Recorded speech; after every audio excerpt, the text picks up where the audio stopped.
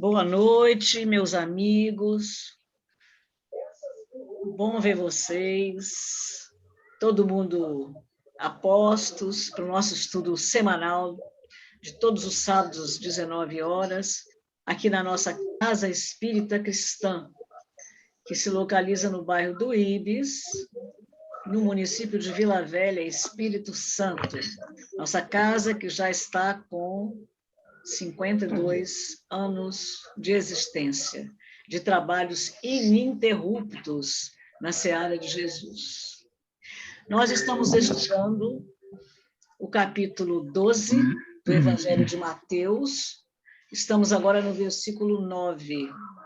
Diz que, tendo saído dali, entrou na sinagoga deles.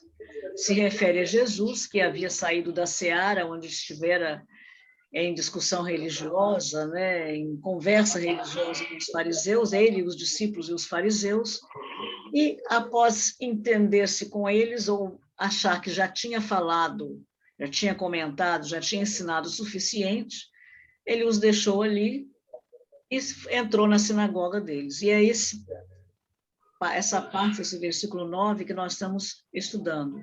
Nós estamos acompanhando o vídeo do estudo do Aloísio Elias da Silva, de Uberaba. Ele já tem um estudo pronto, nós estamos acompanhando o estudo dele, que é muito interessante. E, se referindo a essa película, esse versículo, ele resolveu destacar duas palavras: saído e entrou, tendo saído, entrou, que é um movimento, saiu de uma situação e entrou em outra. E é isso que ele está abordando. E nós vamos agora ver, compartilhar a tela aqui para ver o estudo do Aloísio Elias, que é o estudo do Mildinho, o programa dele, que ele realiza lá em Uberaba há 8 anos. E nós vamos compartilhar aqui a tela para continuar assistindo o vídeo de onde nós paramos no sábado passado. Mas aqueles teólogos, o intelectualismo ali não vai conviver com o povo. Isso é um problema. Não vai ter com o povo. Lembrando que quando alguém quiser falar alguma coisa, apartear, interferir, comentar, é só se manifestar. É o que me preocupa às vezes. Eu não estou dizendo, pelo amor de Deus, que é errado organizar, que eu vou mencionar. Mas me preocupa como as pessoas entendem a experiência. Quando você cria associações que levam um nome específico de dada profissão, ou função profissional. É errado fazer isso? Não, não é errado. É louvável que as pessoas... Quanto mais grupo de estudo, melhor, gente. Agora, me preocupa como as pessoas encaram isso. Como individualmente as pessoas encaram o fato de pertencerem a uma associação médico-espírita, ou uma associação jurídico-espírita. Me preocupa como elas encaram isso. Quando eu assisti essa parte em que ele fala isso, eu me lembrei que a doutora Marlene Nobre, quando ela fundou a Associação Médico Espírita Brasileira do Brasil, ela teve, na realidade, a solicitação do doutor Bezerra de Menezes. Ela é médium e, além dela ter recebido dele essa orientação, o Chico também comentou com ela: olha, você vai ter que abrir uma associação médica para poder melhor trabalhar nessa parte aí, utilizando, gente, a medicina, porque eu acho muito bacana, porque eles têm feito trabalhos maravilhosos. Então, só lembrando que, quando foi criada a Associação Médica Espírita do Brasil, que a doutora Marlene Nobre, já desencarnada, criou, ela o fez por solicitação do doutor Bezerra de Menezes, que, inclusive, deixou claro para ela que o trabalho que ela iria realizar frente a essa entidade já estava planejado no mundo espiritual.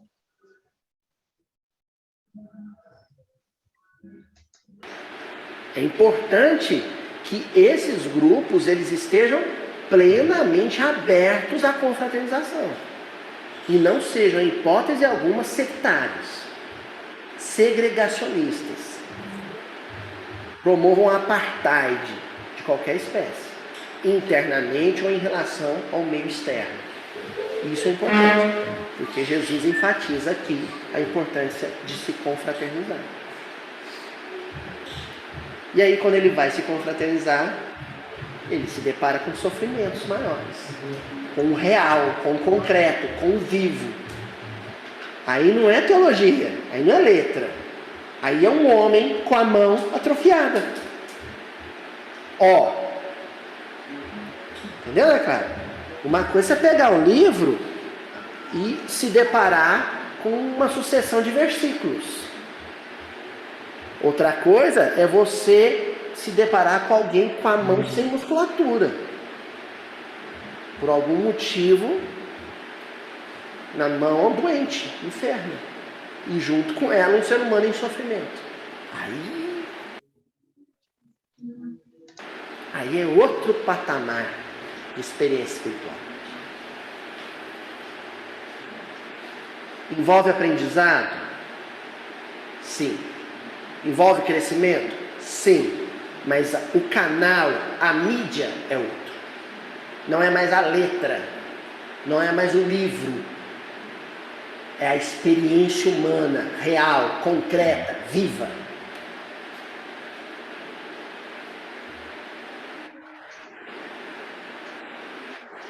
Eu não me esqueço, na experiência que eu tive, assim, eu tinha preparado um estudo de mocidade. A reunião nossa aqui de juventude espírita acontecia aos sábados. Eu tinha preparado um baita de um estudo muito legal. Muito legal. Tinha ficado muito bacana. E eu saí de casa e cheguei e fizemos a prece. E quando eu ia começar o estudo, aí o meu celular começou a vibrar. Tinha posto um silencioso, ele começou a vibrar. Um dos meninos falou assim: Luiz, atende. Eu disse: não, de jeito nenhum. Mas nós vamos estudar. Esse companheirinho insistiu, falou assim: Luiz, atende, a gente espera. Pode ser sua família. Na hora que ele falou pode ser sua família, opa, pode ser minha família. Aí eu atendi. Era minha mãe pedindo se eu podia voltar em casa. Olha, um estudo, uma discussão teológica em juventude espírita, preparada previamente, estava rica, estava caprichada, e minha mãe dizendo se eu podia voltar em casa. E aí? Graças a Deus, eu falei para os meninos: ó, toca o barco aí, ó, o material está aqui. Entreguei para eles, confiei. O que eu fazia, qualquer um podia fazer. E voltei em casa. Era meu pai e minha mãe sentando para conversar, para me dar a notícia de que os dois iam se divorciar. E minha mãe chorando, meu pai chorando. Outra experiência concreta, real, viva e espiritual.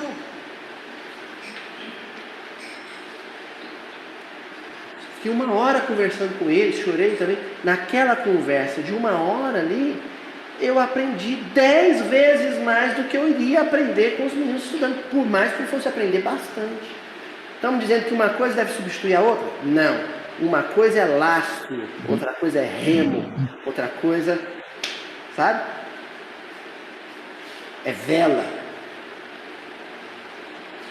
Uma coisa te dá equilíbrio, mas é a outra que te move. Lastro, saco de areia no fundo do navio, te dá equilíbrio. Mas é vela, é remo que te faz avançar. Livro, estudo, palestra é lastro. Te dá base, te dá solidez, te dá equilíbrio. Mas experiência humana, convivência familiar, contato com o sofrimento é o que te projeta. é o que te move, é o que te lança horizonte à frente.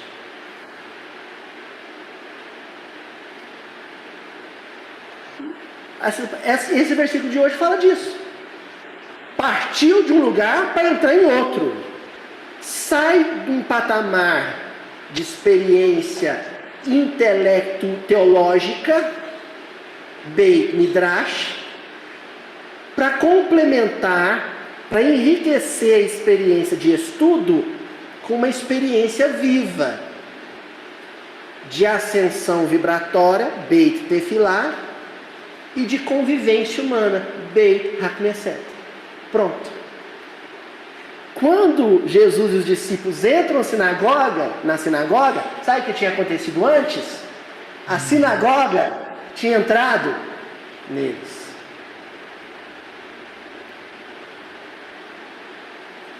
Midrash, Tefilá, Hakneset. Estudar, orar e conviver.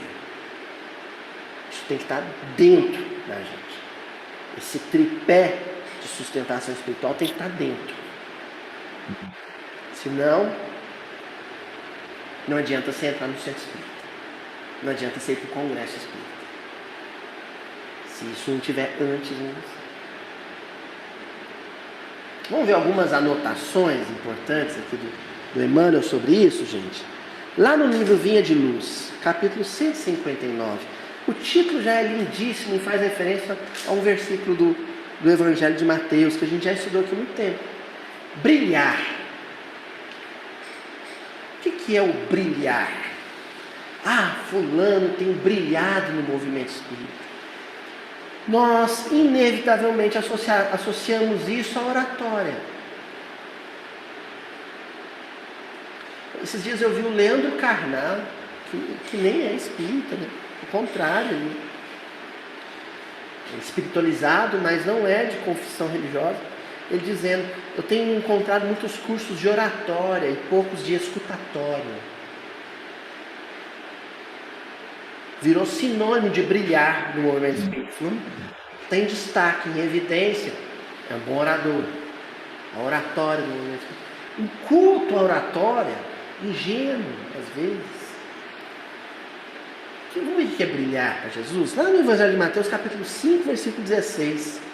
Da mesma forma, brilhe a vossa luz diante dos homens, para que vejam as vossas boas obras e glorifiquem vosso Pai que está nos céus. Não está escrito no versículo 16 para que escutem vossas boas palestras. Não está escrito isso. Está escrito para que vejam vossas boas obras, realizações. Para que vejam vossas boas obras. Nós começamos a estudar junto. Não foi? Mas não é para você fazer palestra, não. É para a Ana Paula ter uma companheira na hora que ela for fazer um bolo. Faz bolo, Paulo? Ela te ajuda? Ela tem que aprender a fazer bolo. A gente estuda o Evangelho.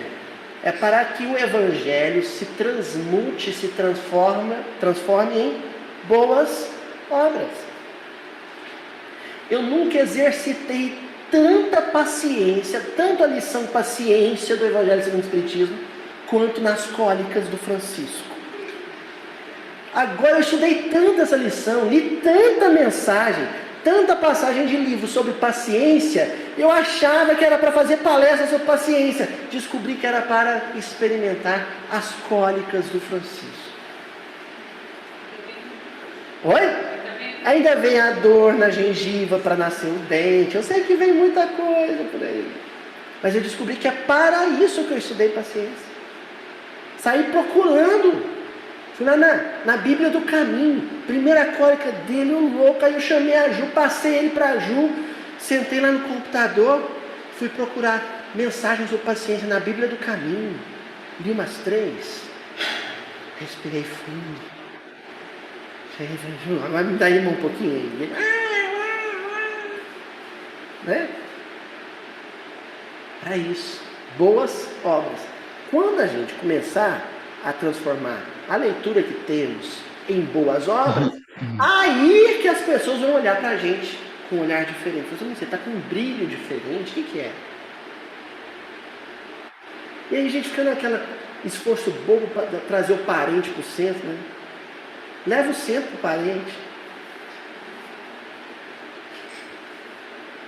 Ai, meu marido não me acompanha. Não, deixa Jesus te acompanhar quando você for encontrar com ele em casa. Deixa eu trazer ele para Jesus, leva Jesus para ele. Como? Boas obras. Tem uma frase que eu de tanto ler decorei. Está na introdução, é de Emmanuel, de autoria de Emmanuel.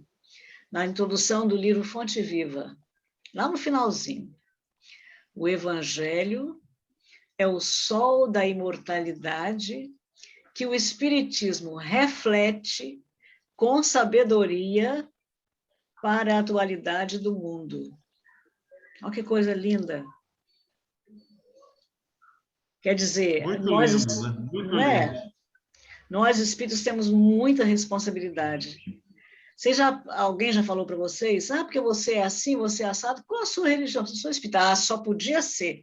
E a gente se sente, eu pelo menos não me sinto envaidecido, eu me sinto culpado. Gente, essa pessoa está achando que por eu ser espírita eu sou diferente.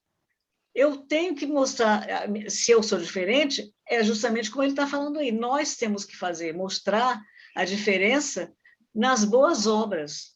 Não é porque a gente é melhor do que ninguém, mas porque a gente, compreendendo, tendo acesso ao conhecimento, nossa responsabilidade é muito maior para que nós pratiquemos aquilo que a gente estuda. É claro, gente. É isso? Com certeza. E Jesus deixou bem claro, né? A cada um segundo suas obras. Nós vamos ser medidos pelas boas obras, porque as coisas que nós fizemos.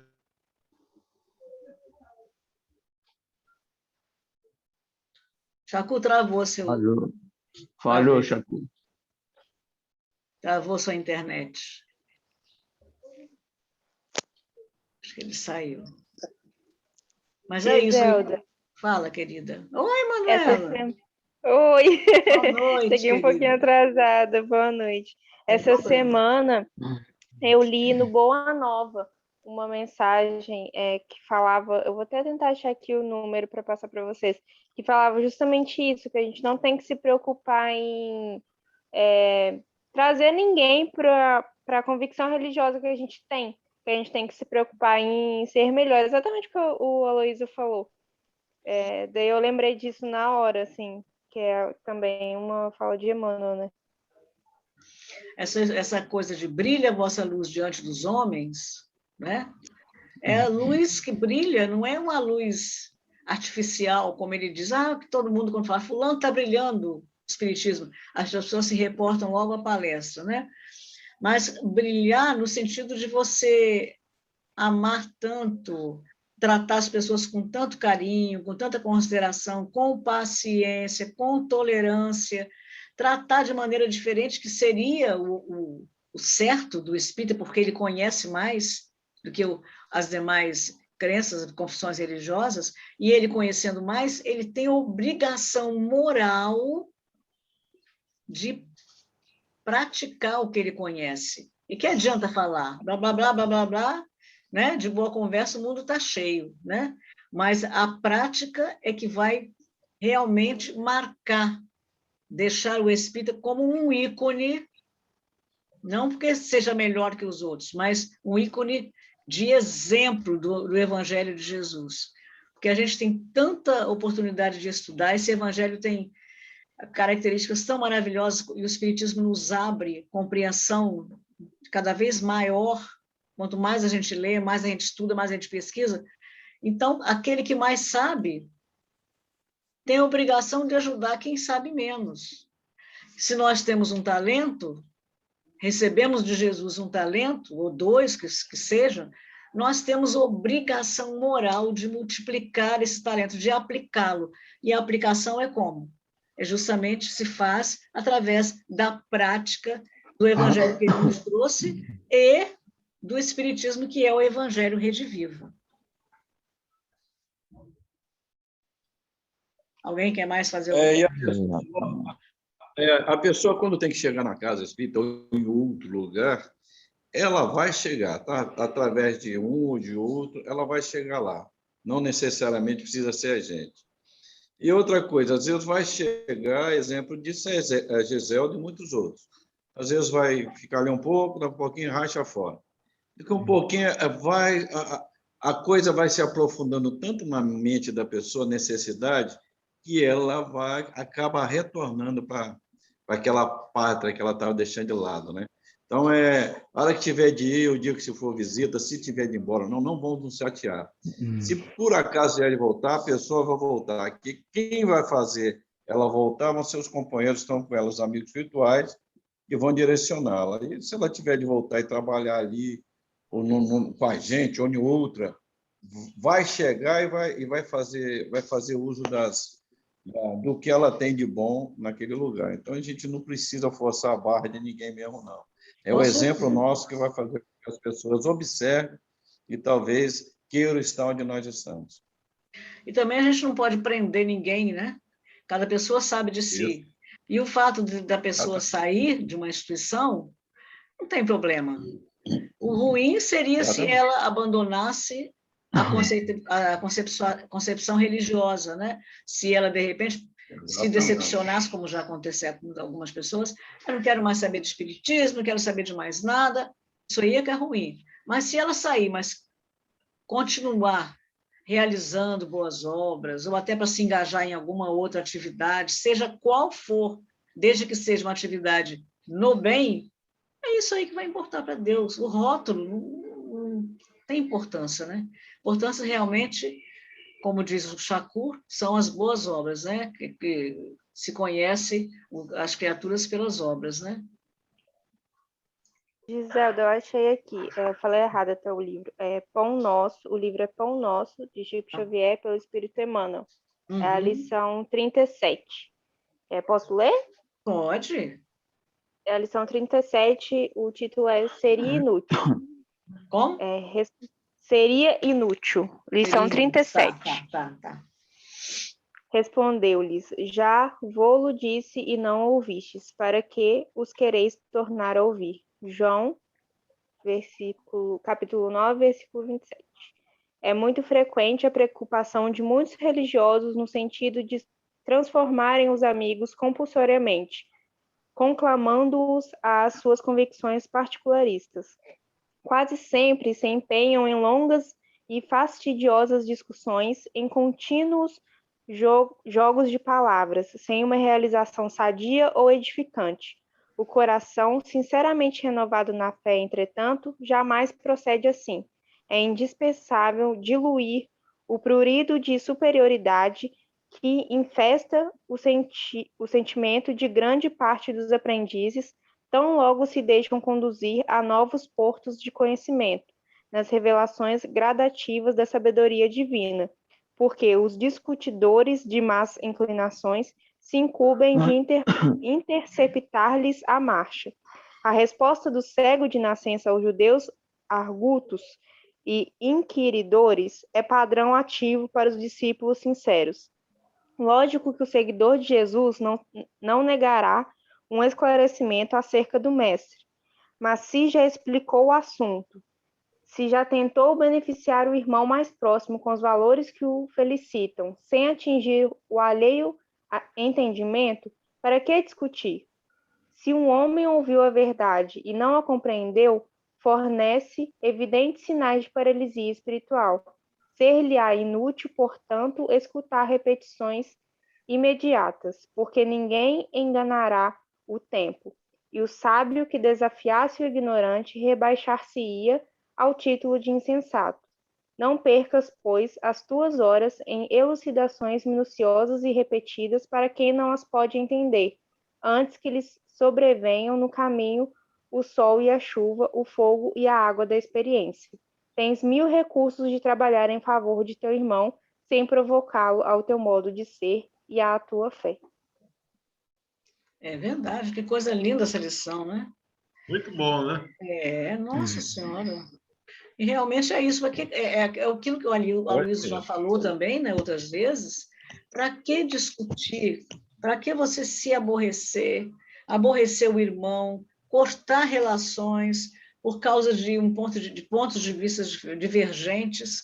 Se cada um tem um ponto de vista, você não quer abrir mão do seu, o outro não quer abrir mão do dele, então não há possibilidade de se viver em harmonia?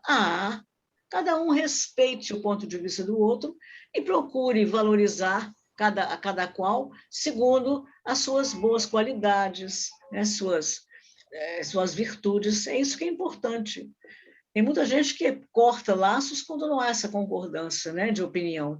E nós já estudamos isso, e a Emmanuel fala aí com muita propriedade.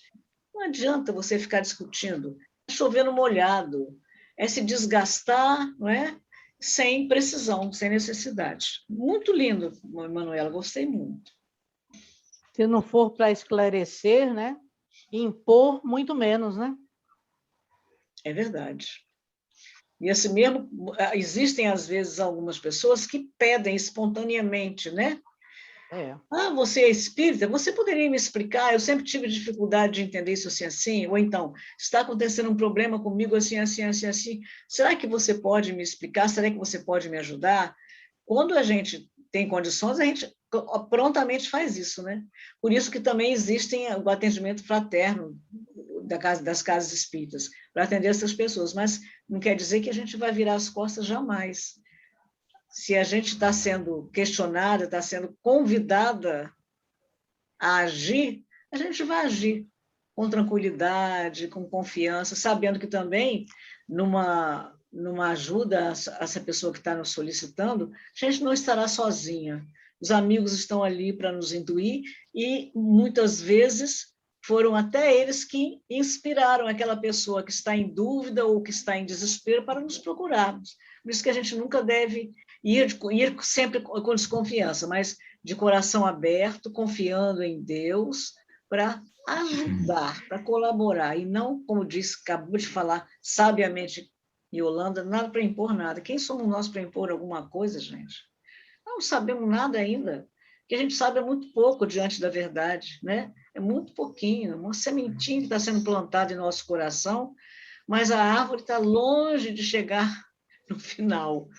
Tem alguns galinhos para lá, uns galinhos para cá, os frutos talvez não tenham nem aparecido direito ainda, né? Então, é isso aí, é um trabalho de cultivo, né?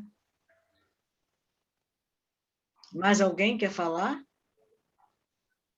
Nisso tudo, nós não podemos parar.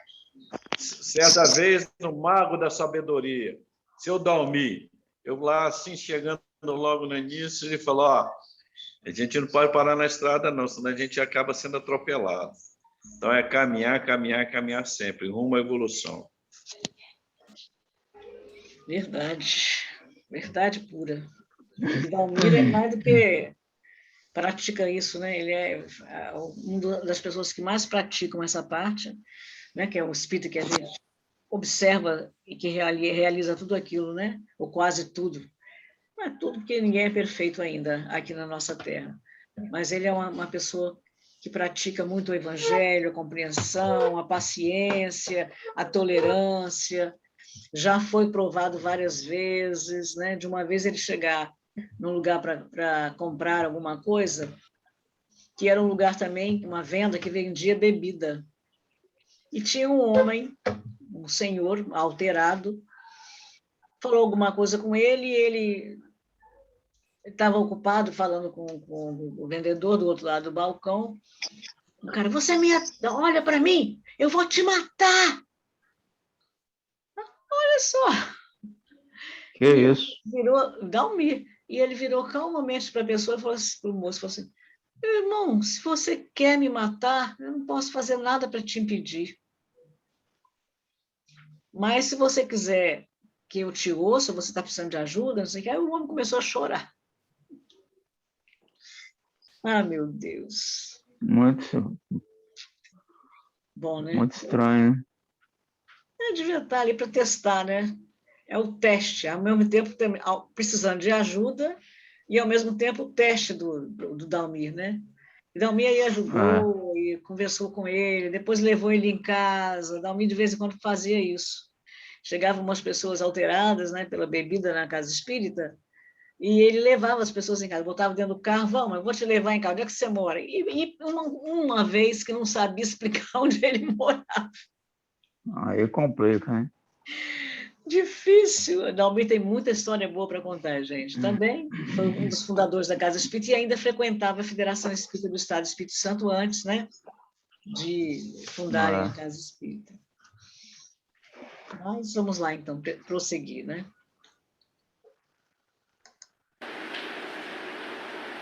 Aí o Emmanuel comenta: ninguém se iluda com os fogos fatos do intelectualismo artificioso. Intelectualismo artificioso.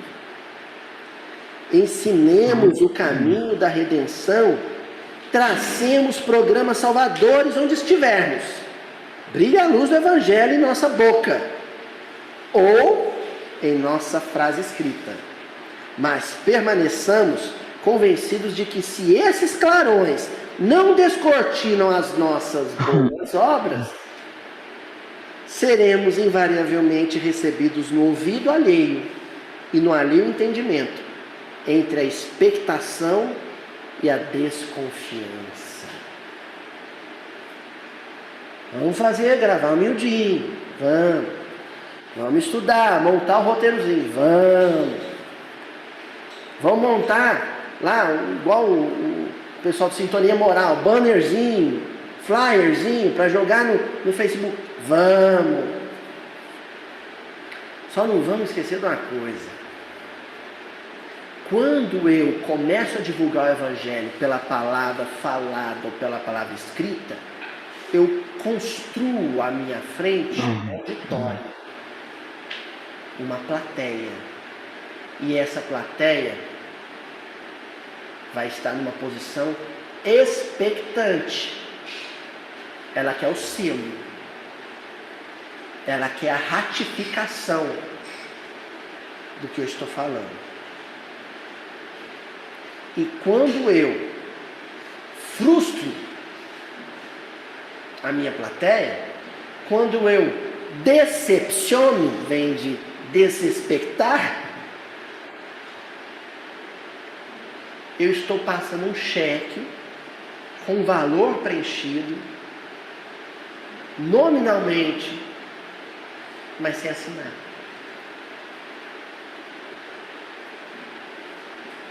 A assinatura é ação. O valor está só no papel.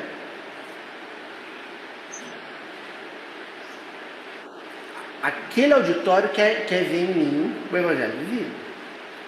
O problema também é que hoje a divulgação do Evangelho ela se tornou massiva. Ela é uma difusão de massa. No tempo de Jesus era quase que homem a homem, né? Quando a gente lê o Paulo e Estevão, Paulo vai evangelizando o Mediterrâneo homem por homem, cidade por cidade, assim.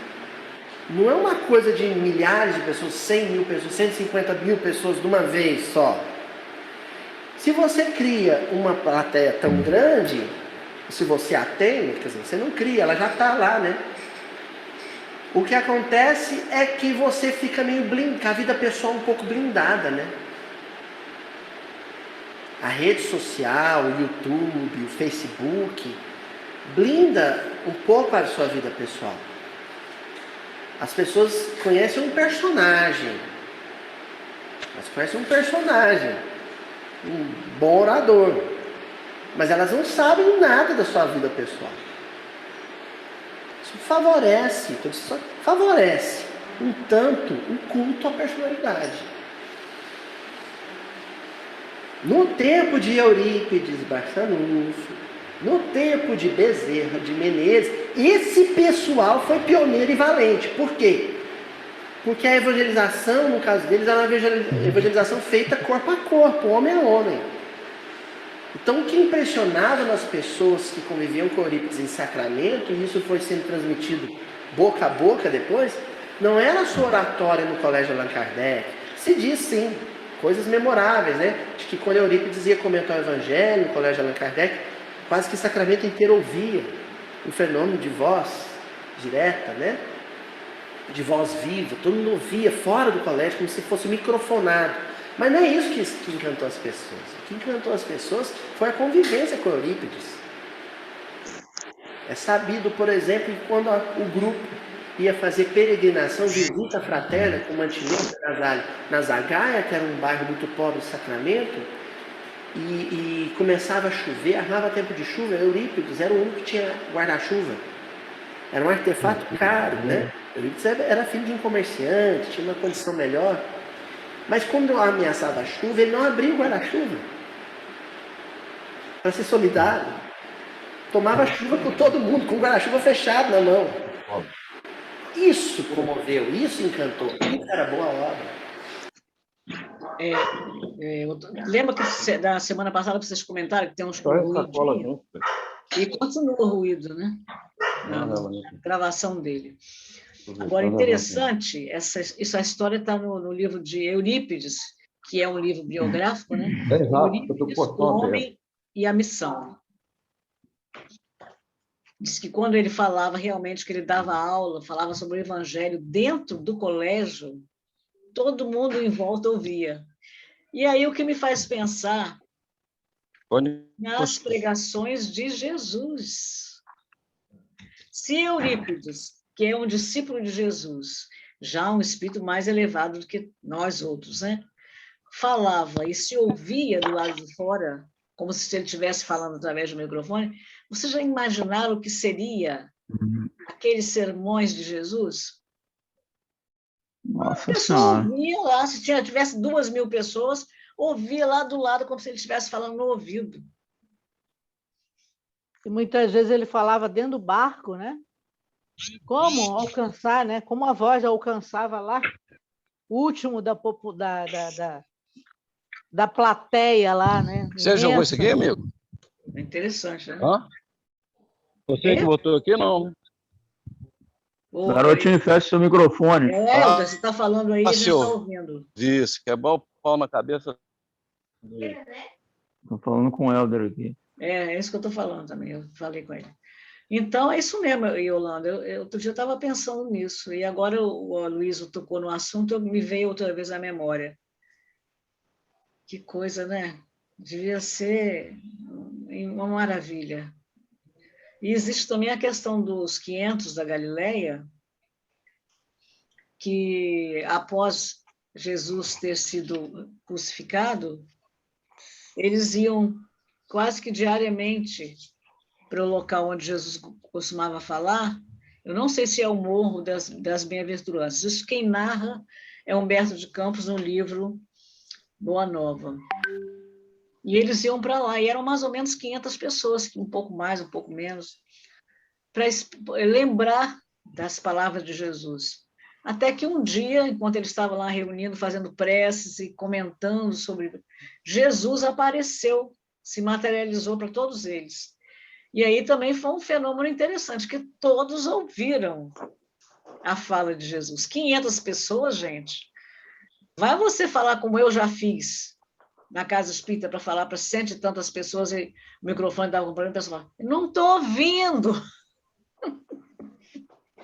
Aí o pessoal olha para o rapaz do som. Um lugar aberto, né? Porque ali ainda tem um lugar fechado, né? Às vezes pode dar um eco, alguma coisa, um lugar aberto. Fala, Chico. Aí o pessoal olha para o cara do som, né? Que é culpado, que não está saindo no microfone. É o Chico que é o culpado, né, Chico? Esse cara não está sabendo botar direito esse alto-falante, ninguém está ouvindo. No livro Memórias do Suicida, a Dona Ivone, não lembro mais quem que faz esse comentário, fala que quando Jesus falou lá no Sermão do Monte, quem tem olhos de ver que veja, quem tem ouvidos de ouvir que ouça, ele estava se referindo a isso que a Yolanda comentou, que eles estavam ouvindo de perto e vendo as imagens também. É muito bacana. Com certeza. Deve ter sido fantástico, gente. Para não se converter, a pessoa devia estar com o coração muito duro mesmo, né? Que devia... Bom, eu acho que eu era um dos mais duros, mas hoje em dia, que eu me reporto ao que aconteceu, eu imagino que devia ser muito emocionante, né? O próprio Emmanuel, né? Jesus falou com ele, você pode me seguir agora ou mais adiante. Exatamente. E Jesus direto com ele ali, toda aquela envolvência, tanto que ele caiu de joelhos e não conseguia se levantar, ele caiu de joelhos, ele não quis se ajoelhar. A presença de Jesus forçou exatamente a cair de joelhos. É uma passagem maravilhosa. Eu não sei, eu botei para vocês aqui, vocês chegaram a assistir aquele vídeo sobre os romances de Emmanuel? Eu não assisti. Ainda não assisti. Não Tá, vi, não. tá separado. Se puder colocar de novo, Gisela? Bom, eu posso sim. É o Fábio Meirelles. E esse rapaz, eu não cheguei a conhecê-lo. Mas ele... Vocês conheceram o Liele? Fabinho e Liele? Fabinho, filho de Farid? Fabinho, lembra? Filho de Farid? Não. Não, eu não lembro, não. Esse não. Farid... Liele que eu conheço é do Gisele. Farid e Assi eram frequentadores da Casa Espírita. A Farid era uma companheira querida, ela trabalhava na costurinha.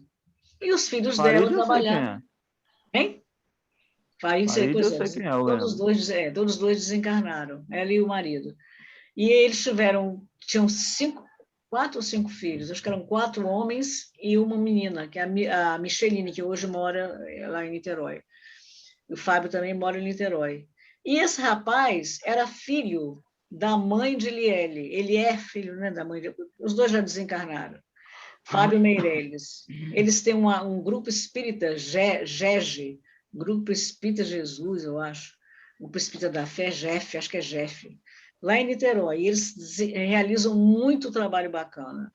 E ele teve a oportunidade, acho que eu já comentei com vocês, de conviver com o Chico, porque a mãe dele, a Helenir Meirelles, o marido era Lineu e Helenir. Eles eram amigos do Chico.